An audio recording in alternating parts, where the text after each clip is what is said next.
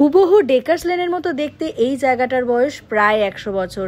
আর এই mini Dacres lane অথবা ঘুগনি গলি রয়েছে আমাদের সবার প্রিয় নর্থ কলকাতায়। তোমরা অনেকেই হয়তো ঘুগনি গলি সম্পর্কে অজানা, তাই আমি নিয়ে এসেছি সমস্ত ডিটেলস নিয়ে এই জায়গাটার। প্রায় 100 বছর পুরনো এই জায়গায় এখনো কিন্তু পুরনো ধাঁচে চা তৈরি করা হয়। তাছাড়াও এখানে পাওয়া যায় bread toast, egg poach, omelette, ঘুগনি, আলুর দম ইত্যাদি। প্রতিদিন এই দোকানটা ভোর 5টার সময় খুলে যায় আর বেশিরভাগ এলাকাবাসী কিন্তু এখান থেকে ব্রেকফাস্টটা সেরে নেয় মর্নিং ওয়াক অথবা বাজার করতে বেরিয়ে। তোমরা যারা যারা এই জায়গাটার সম্পর্কে আগে থেকেই জানো তারা কিন্তু আমাকে অবশ্যই কমেন্টে জানিও, আর যারা জানো না তারা একবার হলেও হাতিবাগানের এই ঘুগনি গলি থেকে ঘুরে এসো। আমি এখান থেকে প্রথমেই নিয়ে নিয়েছিলাম 1 কাপ গরম গরম লিকার চা, যেটা খেয়ে আমি আমার দিনের শুরু করেছিলাম।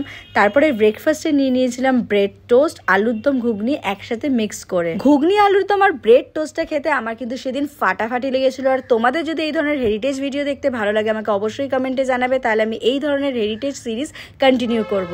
হ্যাঁ, 100-র কাছাকাছি দোকানটা পুরনো। আর এটা কটা থেকে কটা অবধি খোলা থাকে? ভোর 5টা থেকে রাত্রি 11টা। প্রতিদিন মানে খোলা থাকে?